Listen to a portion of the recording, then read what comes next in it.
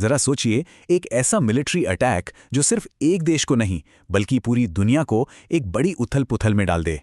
आज हम इसी एक काल्पनिक सिचुएशन को समझने वाले हैं कि अगर ईरान पर हमला होता है तो उसके नतीजे क्या-क्या हो सकते हैं, और ये सब कुछ हाल के जियोपॉलिटिकल एनालिसिस पर आधारित है। तो देखिए, ये मामला बहुत पेचीदा है। इसे समझने के लिए हम इसे 5 हिस्सों में देखेंगे। हम उस पहले हमले से बात शुरू करेंगे और फिर देखेंगे कि उसका असर धीरे-धीरे पूरी दुनिया पर कैसे फैलता है।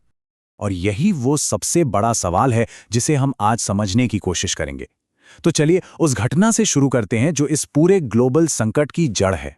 तो ये सब शुरू होता है एक बहुत ही सोचे समझे कोऑर्डिनेटेड हमले से। इसे डिकैपिटेशन स्ट्राइक भी कहते हैं, जिसका सीधा मकसद होता है किसी भी देश की टॉप लीडरशिप को ही खत्म कर देना। इस काल्पनिक हमले को एक कोड नेम भी दिया गया है, ऑपरेशन लायन रोर। अब ये कोई आम हमला नहीं है, ये साइबर वॉरफेयर, इंटेलिजेंस और लेटेस्ट मिलिट्री टेक्नोलॉजी का एक कॉम्बिनेशन है। देखिए, इसे 3 स्टेज में अंजाम दिया गया। सबसे पहले एक साइबर अटैक से ईरान के पूरे एयर डिफेंस और कम्युनिकेशन सिस्टम को ठप कर दिया जाता है। फिर अमेरिकी स्टेल्थ बॉम्बर्स ईरान में घुसकर न्यूक्लियर साइट्स और लीडरशिप के बंकरों को निशाना बनाते हैं। और आखिर में खबर कंफर्म होती है कि ईरान के सुप्रीम लीडर अयातुल्ला खामेनेई इस हमले में मारे गए हैं।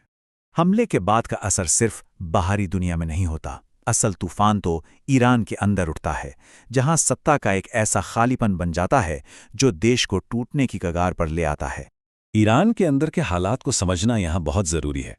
एनालिसिस ये बताते हैं कि देश की करीब-करीब 70% आबादी और खासकर युवा मौजूदा सरकार से बिल्कुल खुश नहीं है, और यही गुस्सा एक सिविल वॉर यानी गृह युद्ध की चिंगारी बन सकता है।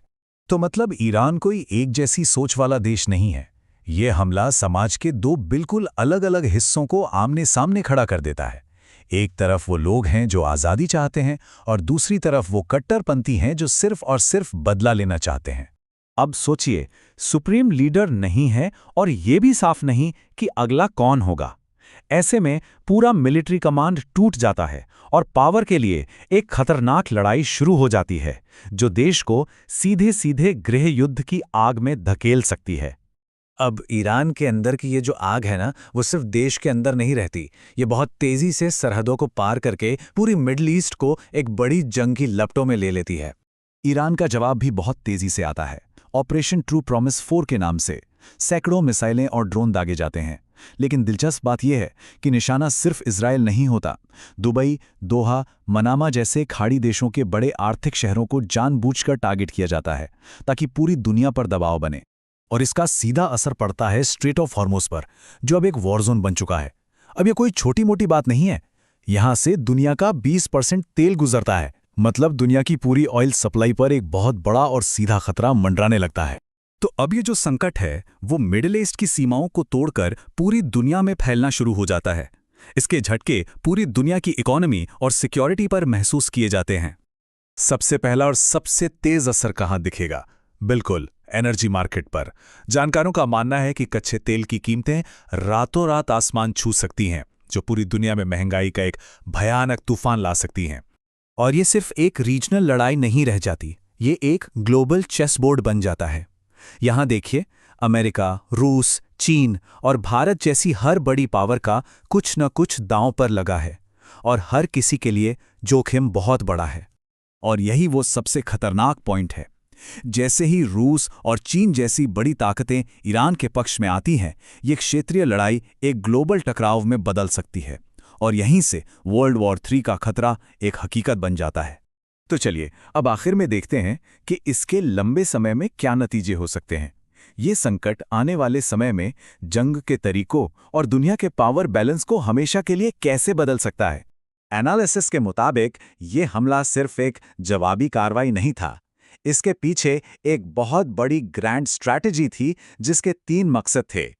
मिडिल ईस्ट में ईरान के असर को खत्म करना, अपनी टेक्नोलॉजिकल ताकत दिखाना और रूस चीन जैसे बड़े प्रतिद्वंदियों को एक कड़ा मैसेज देना। लेकिन मिलिट्री जीत के साथ हमेशा एक स्याह पहलू भी जुड़ा होता है। एक कहावत है, जंग जीतना आसान है लेकिन शांति कायम रखना मुश्किल। और इस जीत के बाद जो हालात पैदा होते हैं वो शायद जंग से भी ज्यादा खतरनाक हो सकते हैं। और इस रणनीति के कुछ ऐसे साइड इफ़ेक्ट्स हैं जो शायद जीत से भी ज़्यादा खतरनाक हैं। पहला, ये दुनिया के नेताओं की हत्या को एक नॉर्मल बात बना सकता है। दूसरा, ईरान एक फेल्ड स्टेट बन सकता है जो आईसिस जैसे आतंकी गुटों के लिए एक पनाहगाह बन जाए। और तीसरा, दुनिया में न्यूक्लियर हथियार बनाने की एक नई और खतरनाक दौड़ शुरू हो सकती है।